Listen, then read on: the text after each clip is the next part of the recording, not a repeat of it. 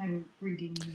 Well, we welcome everyone. Another hot mic with Hastings and Lindahl hanging out with you, Scott Hastings, in his lovely living room right there. Do we still have the old do we still have the old tree up? What do we got there? Oh no, the Christmas tree was replaced with a cat tree.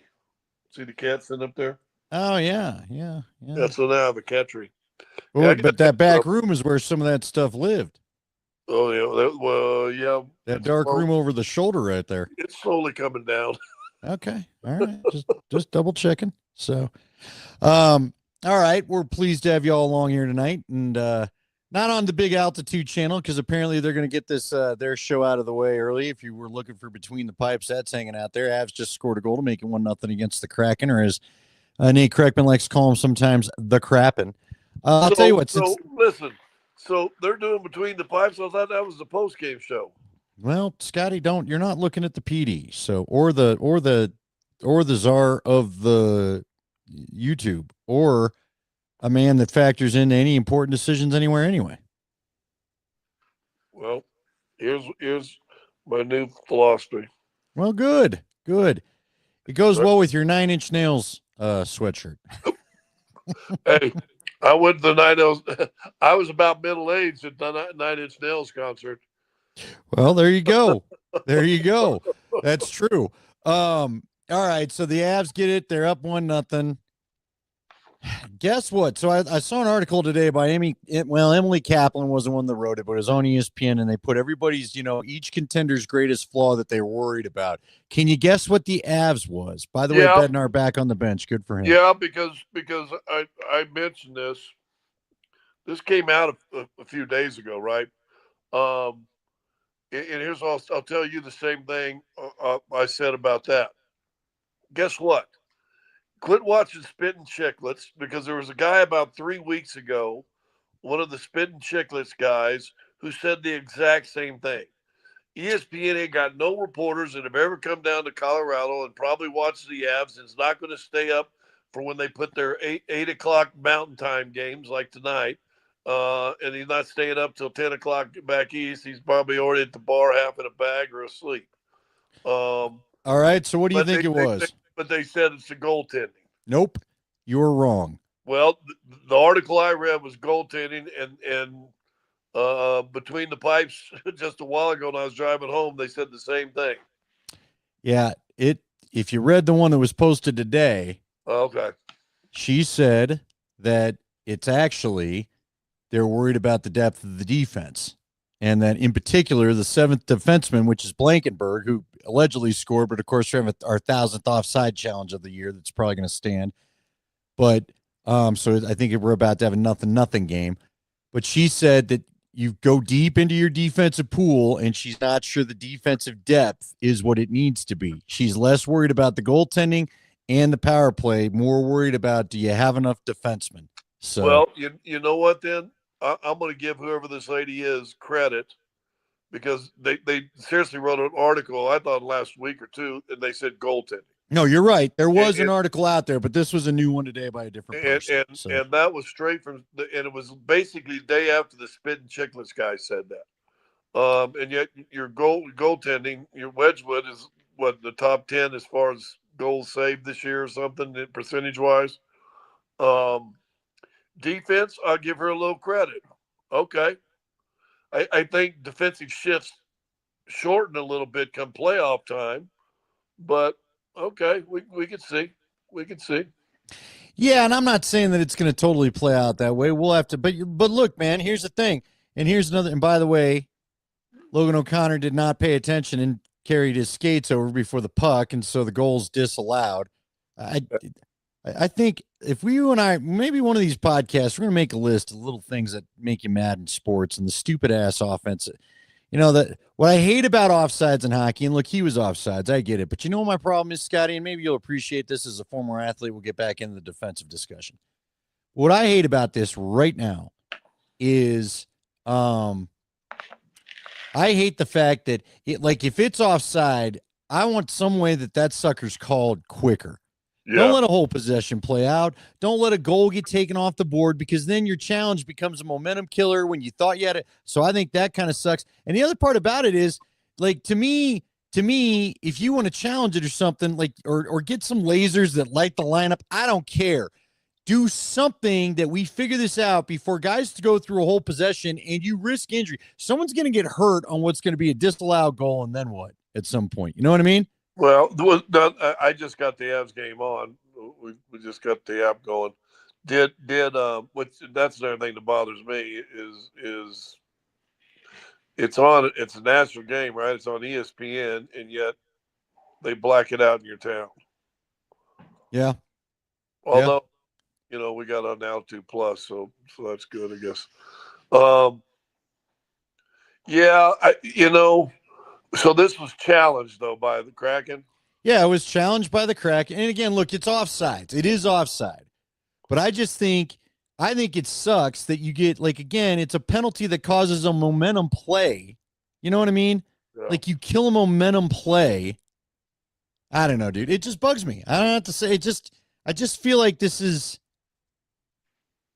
got to be a better way to do this than wait until a play gets done and then you take it all back. I mean, look, I guess in the NFL it happens, or, but at least, like, in the middle of a play, you get a flag or something. So, there could be, we could be in trouble here. You jump off sides in the NFL, the flag flies. You got a warning. You got a warning that when you see a flag, that don't celebrate too soon. Let's see what the penalty is. And if it's an offsides, guess what? They'll let the play go on an offsides unless they have a clear path right to the quarterback, and that's usually when you see a quarterback checking 140 yards, try to see if he can get something big going down. Right. Yeah, I don't know. You said it a while ago, though, and you're kind of right. It sure seems like the Avalanche have had 10 goals taken back this year on reviewed offside penalties. Well, and again, I want to be clear. It was a freaking offsides, but man, it's annoying. I don't believe, it's funny. I know McKinnon's not playing tonight because he flat told us when he walked in yesterday to the studio to do that interview.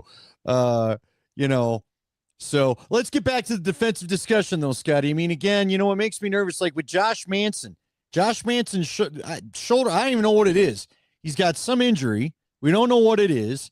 Is he going to be okay for the playoffs? Because if he's not already, there's Blankenberg in the mix for you. And, that's a little bit of a smaller defenseman. Now you're back to kind of like having the Sam Girard kind of size guy back in there. Right. That you're going to have to use. Manson's one of your he's one of the top three guys. Well, I mean, top two is Taves and Makar, but Manson's your third guy, Yeah. Well, he's also a guy that you can roll in a shift with Makar or Taves even if you need to. So, I don't know. He's been out for a while, hasn't he? He's been out since he got hurt about a week ago. Now, the Ducks are beating the Predators, and then they just took it off the screen. If the Ducks win, then they're facing the Kings. If the Kings win and the Ducks lose, they're facing the Ducks. And if they both were to win and Edmonton were to lose in regulation, then somehow you're facing Edmonton. Of the three teams, do you care who they face? I'm just glad they don't got to face Winnipeg, to be honest with you. Well, an Edmonton series might be 6-4 every game. Yeah. L.A. might be. You might have to win one game, 1-0, 2-1. Maybe a couple games like that because they're gonna gum it up and slow it down. But you know who their goalie is? Who? Darcy Kemper. Oh, well, so then we'll be facing old friends. We'll win that series. The Ducks are just a bunch of little kids. You should be able to run them over. Yeah, the Ducks would be probably your easiest path, but you like that? Look at that. You tickled yourself. Yeah, can I say something? I don't think the first round is going to be an issue anyway. No, I'm with you. You know what my problem is the first round? If they're sitting there already looking ahead to Minnesota or Dallas. No, you're right. Maybe you blow a game or two. We got to save some energy. Manson would play normally, but let's hold him out a couple games, just to be safe so we can have him for the second round. It's kind of like with the Nuggets. Listen, it'd be great if you could hold Gordon out of the first round and say let's give you even an extra week rest and Peyton Watson. But the second round ain't guaranteed. Second round's not guaranteed. Now, the three opponents that the Avs could have, they should win all three of those things. But you know this, you get a hot goaltender and a defense that mucks up, and instead of getting your 32 shots a game, you're getting 19. Bad stuff happens. Well, the Ducks won, so we'll wait and see what the other scores say. So the Ducks will not be the opponent. Edmonton was up 2-0 a while ago. Yeah, and even if they tie, they're done. And then we got to see the Kings. Like if all three teams win, they face the Kings. The standings stay the same. So, I think it's going to be the Kings.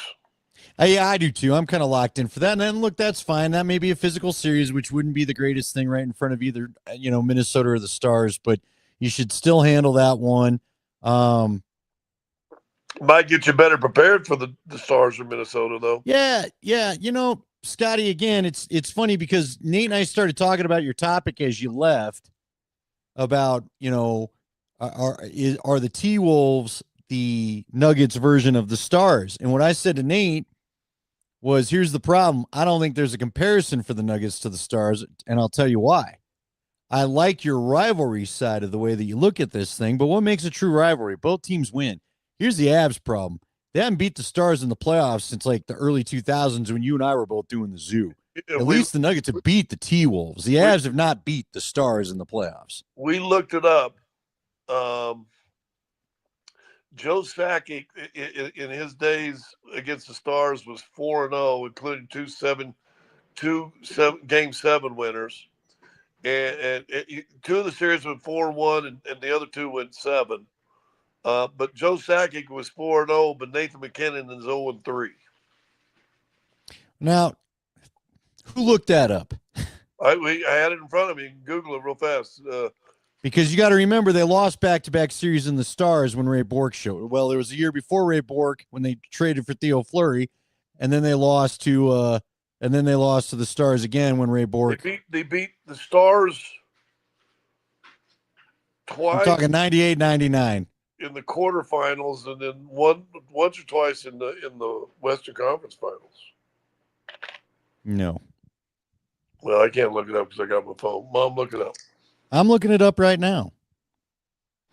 You're acting like your guy here doesn't care about this crap. So, well, the point being, Joe Sakic beat the Stars, and Nathan McKinnon can't. Yeah, and again, it can't be a rivalry until you get some wins against them. You know what I mean? But if you look at the history of the franchise, you've got some wins. The Lakers did the Lakers only become a rivalry to the Nuggets when the Nuggets knocked them out of the postseason? I think for Nuggets fans, the Lakers were a rivalry. I think until you win some, the other fans don't care as much. So the Lakers were our Nebraska. Yeah, wouldn't you say? Until CU beat Nebraska, it didn't matter. So guess what? It just kicked off, Boo. For the Stars, we might be there. There are Nebraska. Yeah. Yes. Because until we beat them, right? Yes. Yeah, I hate saying it. Yes. Stars fans, I still hear from them. Stars fans are still popping off to me in Twitter messages going, yeah, we're not worried about you guys. You ain't beat us yet. We don't care. We don't care what the standings say. We just need to get there. We don't care whose rink it is in. We don't care. How important is it for the Avs to slay that dragon if they're going to go on to the championship? It doesn't matter at all, right? I don't care. Just hoist the cup. If you could avoid the Stars, frankly, I wouldn't be mad. I don't know about you. I agree a little bit.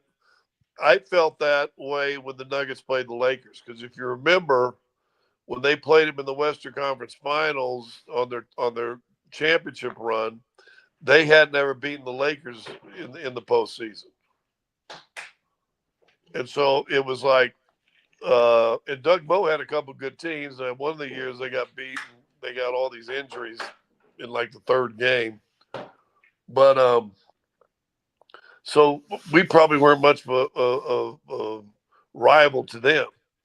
But then you got them, and then you got them again, right? You got them twice, and then for Jollies, just for the whole city of LA, you got the Clippers in there also. So you've been 3 straight years beating an LA team. But I maybe the Lakers organization never looked at the Nuggets as a rival until Denver beat them in the Western Conference Finals at one time. So here you go. Here it is from the Reddit thread. The Stars have won 3 series against the Avalanche in 99, 2000, and 2020, and it came in 7 games. 2020 was the bubble. The 2 times that the Avs won was 04 and 06 when you and I were doing the zoo together. And they won in 5 games. And that's when Sakic got his wins. To your point, though, Sakic has beat him in the playoffs, whereas Nate never has. Right. Nate has been a part of the 2020 and then last year. So now this is even out of date because now the Stars have won 4 of the series because they won in 2025 as well. So whatever. But to your point, look, man, it'd be good to. I'd like to see you take down your Goliath. Did I lose you there, big dog? No, I'm here. Okay. I'm getting my login back. Right on. So yeah, look, man, I'd like to see it'd be very satisfying to see him win that way. But you and I kind of talked about this last time. The bottom line is whether it's the Nuggets or the Avalanche, there needs to be a couple more trophies in the case. Nate brought up a good point.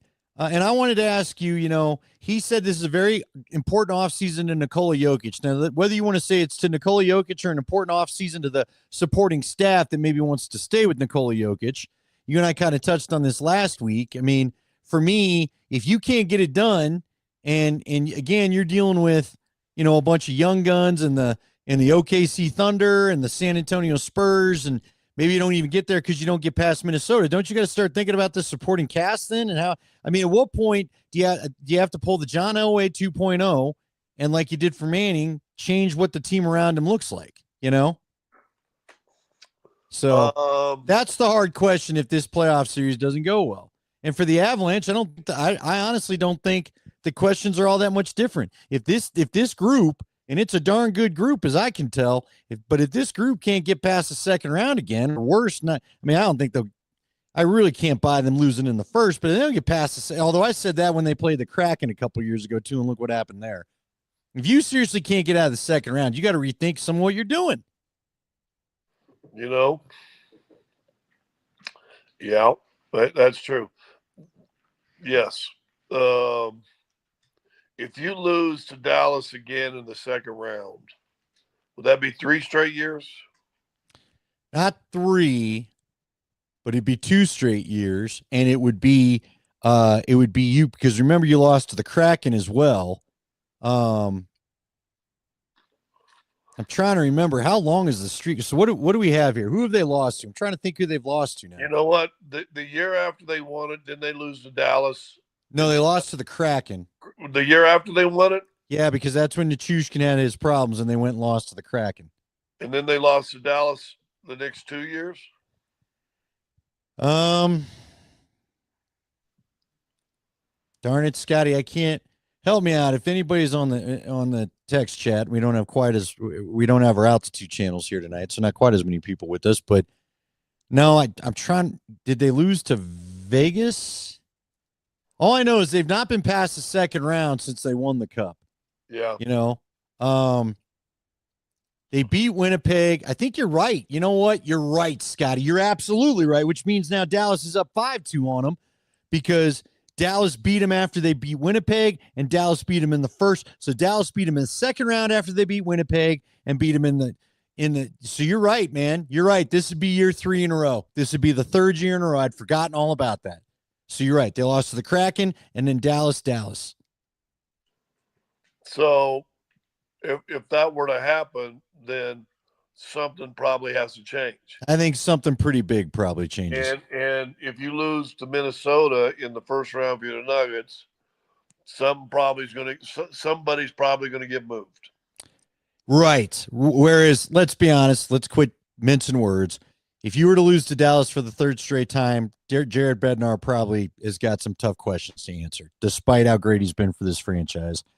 And if you've already changed coaches with the Nuggets, so if you were to lose in the early round to Minnesota, like you said, I don't know, there's probably a part of the core, if not a couple parts of the core that got to move because maybe it's because you got to get younger faster. I don't know. It depends on what it looks like, right? But You need to get faster, quicker. You'd like to get longer and athletic.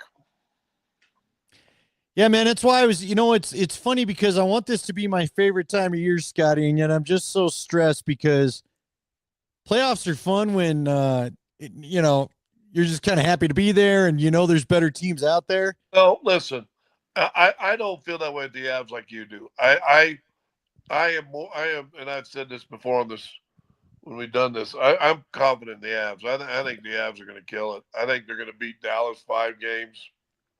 I think they're going to. I think they're going to ramrod to the finals. I really. It just. You know, the last time they won it, DU won the NCAA. NCAA was won this year by DU. It's playing out, brother. Hey, the Mammoth won it too, and guess what? The Mammoth are on pace to be the number one seed in their league. Play it out, brother. I'm telling you, it's playing out. So I'm not as nervous on the Avs as you are because I think now I'll say this: I'm so confident with them, I'll probably be more disappointed. How's that? Well, I'm not even lying here, Andy. I think the Avs are going to.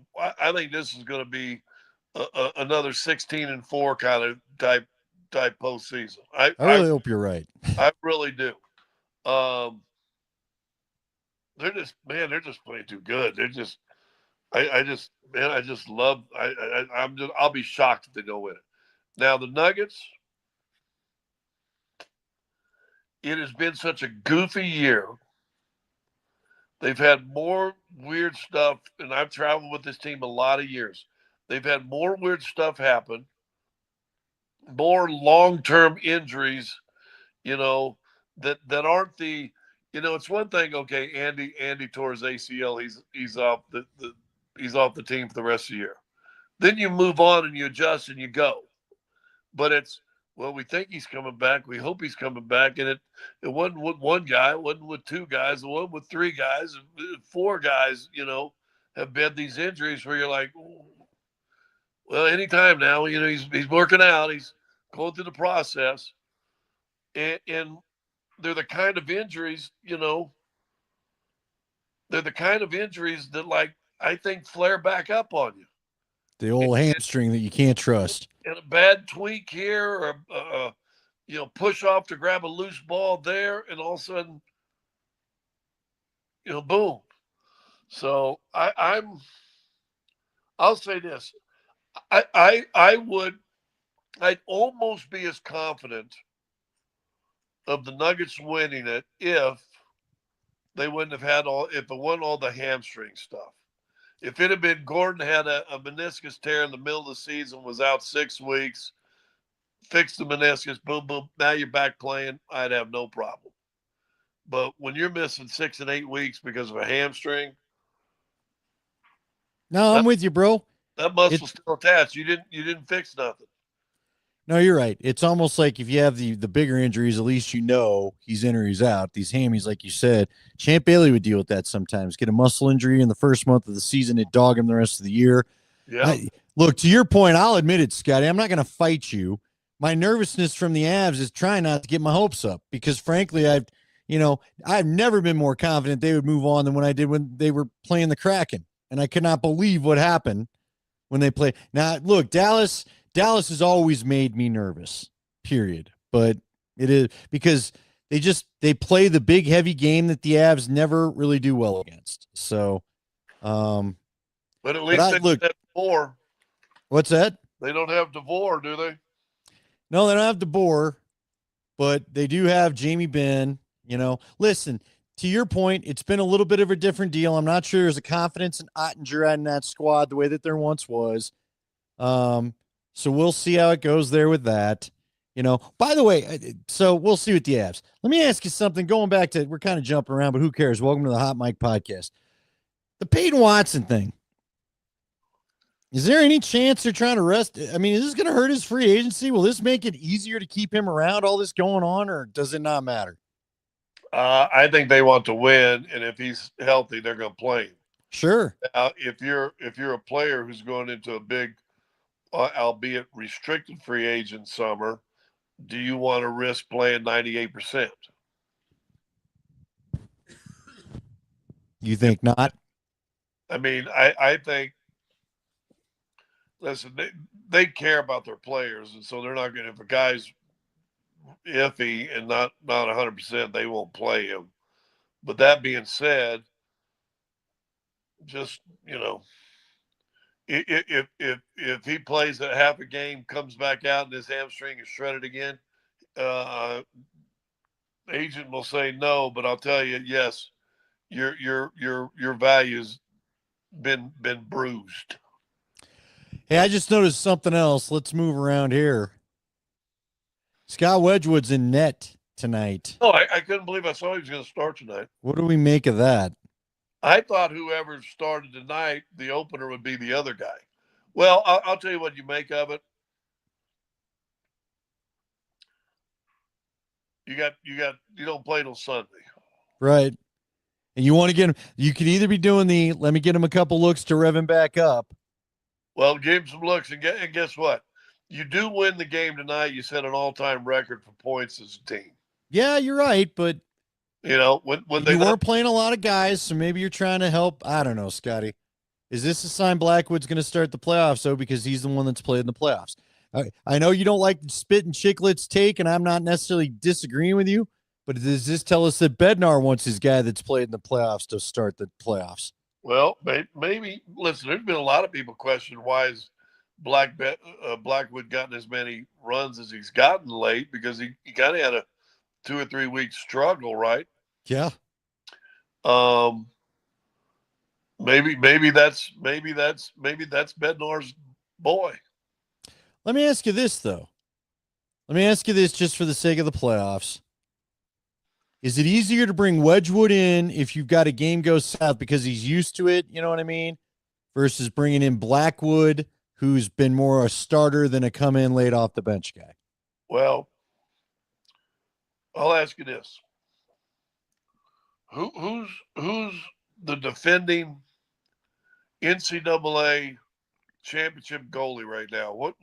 How experienced was he going into this? Yeah, not at all. Hey, look, I'm not arguing the goalie thing, Scotty. I'm trying to figure out why Wedgwood. You know my stance on this. Wedgwood needs to be the starter.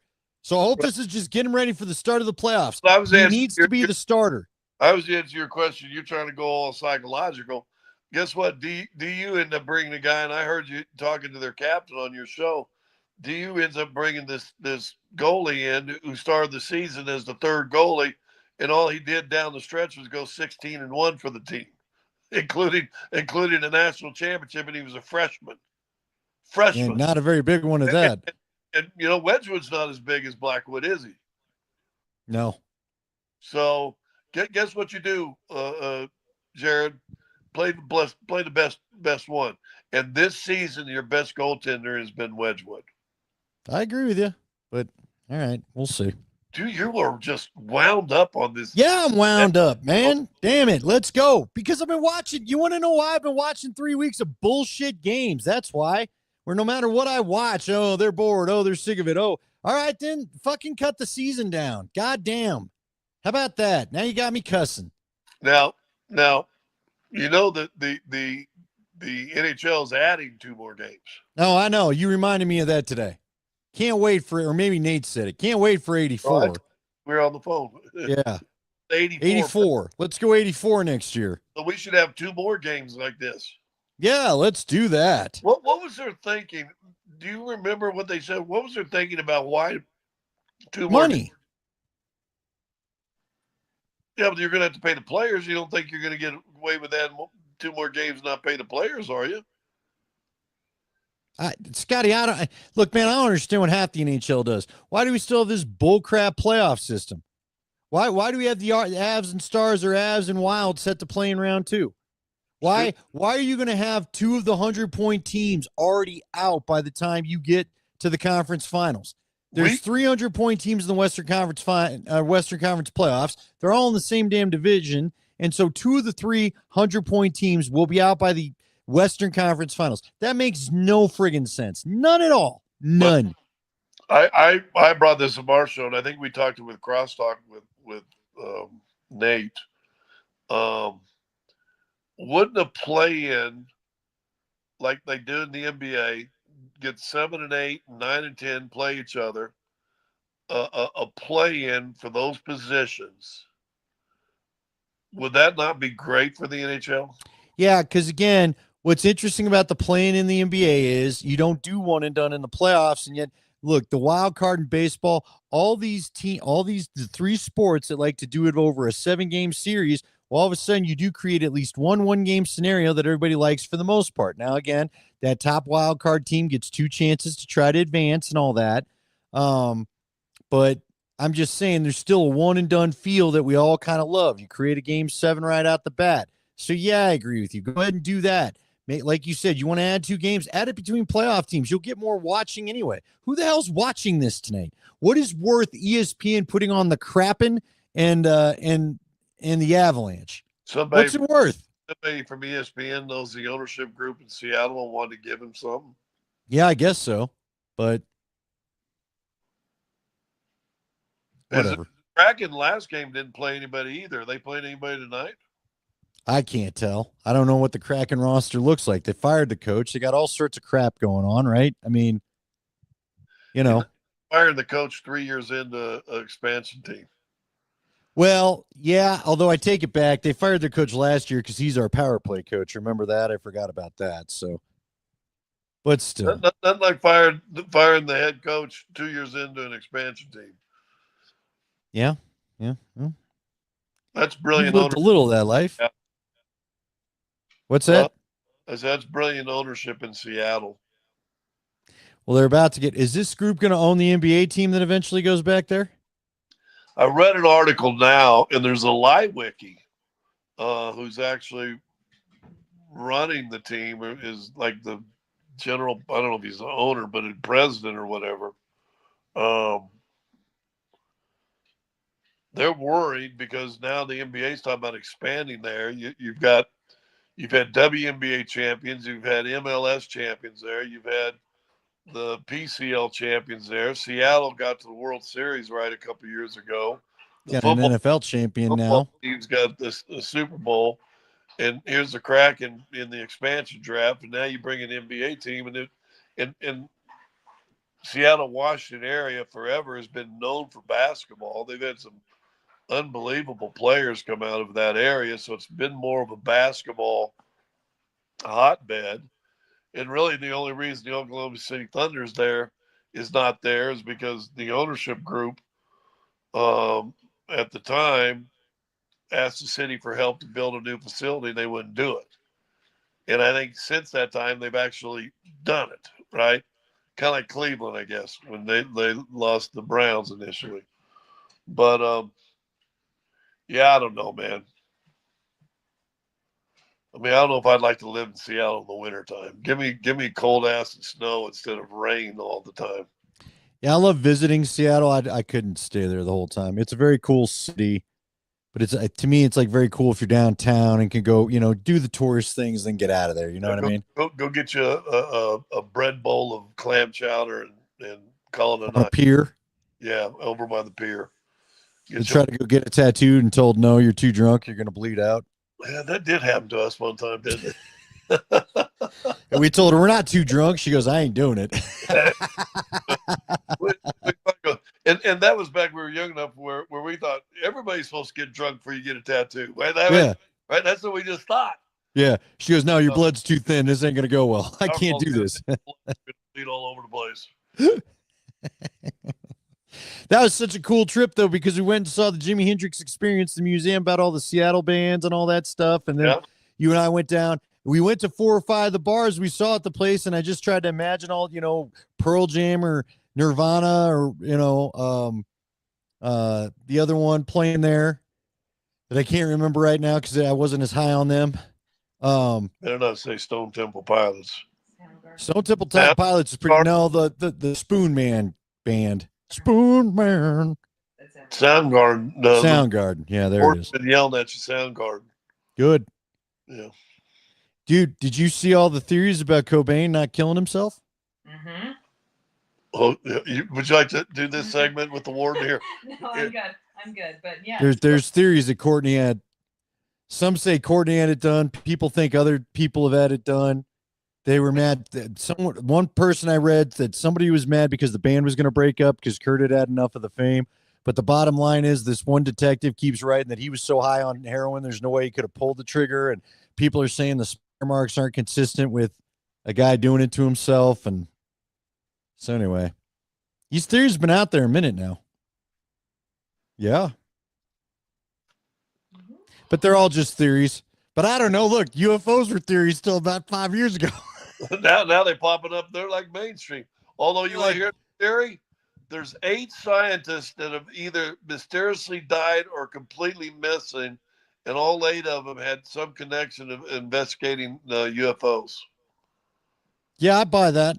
They were nuclear physicists type, blah blah blah. They had something to do with nuclear stuff, but all of them had investigated UFOs, and like 3 or 4 of them, or 4 or 5 of them, had died mysteriously, and they can't find 2 or 3 of them. I read some during COVID that said we got this from the old aliens. Well, there you go. That's the technology given down to us. I don't know, man. You miss the X-Files? You know what's crazy? I'm more apt to believe in the ghosts than I am the aliens, as you know. You know what? Whatever. I've been going back and watching like old series. Like I watched Band of Brothers again the other day. I started Pacific.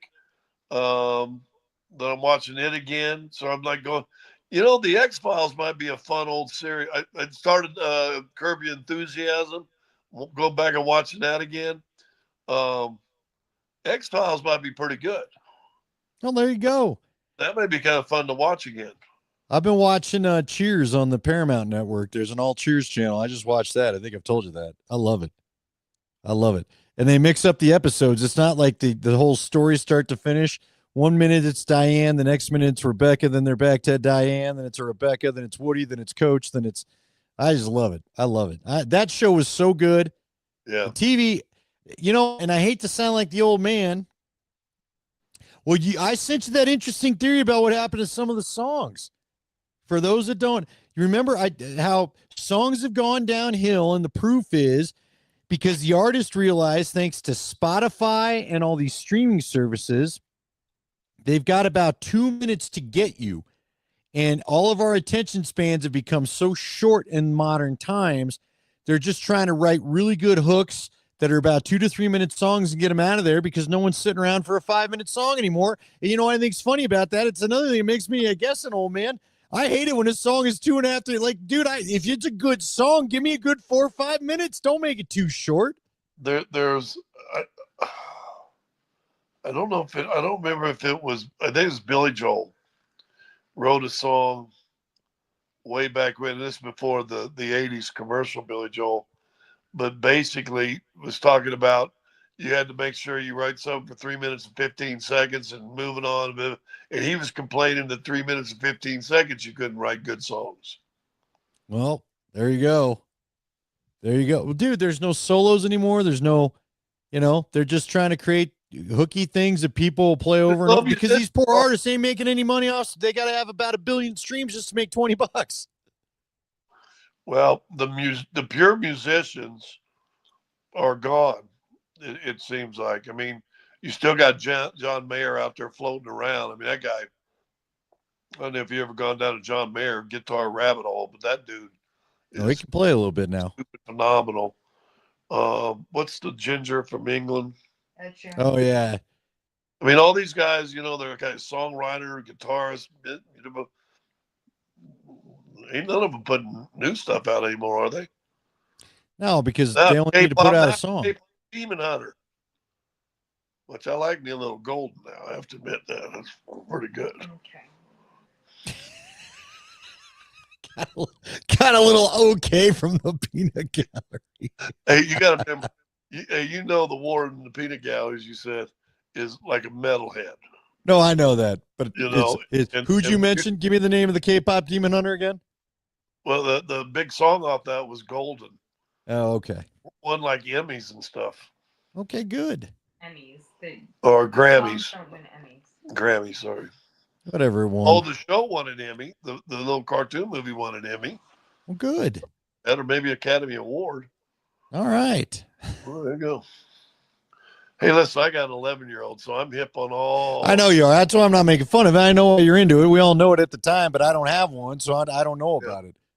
I know about Mr. Beast because that's what my kid likes to watch on YouTube. So, or he watches this kid that goes around and sees if bad reviews are really true, if they really are as bad as the review says. So, well, I'm always that guy. I never listen to reviews on movies. now sometimes this kid has found out that it's actually as bad as they say. Well, there you go. It's kind of funny. All right, my friend. Well, we'll be back next week, and guess what? We'll be in the thick of some playoffs. We're gonna have to figure this out somehow, but we will. Try to show? We'll do one when you're in Minnesota. Why don't we try to put one together Wednesday night, next Wednesday? Because I think we fly into Minnesota on Wednesday, so I should be in the hotel on Wednesday night before Game 3 on Thursday. Yeah, we'll do that. We just got to make sure the Avs schedule doesn't conflict, but we should be okay. Well, we should have the Avs. Have they given them Game 2 yet? We know that they're going to play Game 1. Hopefully it's Tuesday. Yeah, that's why. See, I was thinking whether they're going to go Saturday, Sunday, Monday, Tuesday. Ball Arena is going to rock for 4 straight days. Yeah. Now, I know they've got to get it set up because the Mammoth they're using Saturday night. So if they were to go Saturday, Sunday, Monday, Tuesday, then we'll just call it LA. Game 4 at best would be Thursday in LA. Game 6 would be Saturday in LA, and so you're clear. So there you go. And then the last day of the draft is that Saturday too. Anyway. Well, let's hope. Well, listen, first of all, the Broncos helped. We're not going to have a pick till 62. Which means Friday. Yeah. And let's hope the Nugs and Avs are mega rolling in the draft. We can say, oh, and by the way, they got a defensive tackle from Clemson. Okay. Yeah, let's hope that by next Sunday it's just all done. Yeah. Well, a couple 4-0s and we're on to the next. That'd be okay too. Huh? That'd be okay too. Darn right. All right. Episode, I'll tell you about my back procedures I've been having. Yeah, let's hear about that again. You about made me throw up in the car, so I appreciate that. Let's try to do it here. Right now? No, next week. No, next week. I heard it this week, and I'm still not done. Yeah, dry even. Next appointment, I go back for more on May 4th. Well, all right. We appreciate everyone jumping on YouTube and Twitter tonight, and we'll talk to you next week. We'll remind everybody, and Yahoo. Goodbye there, Chucky. See you later, Bill.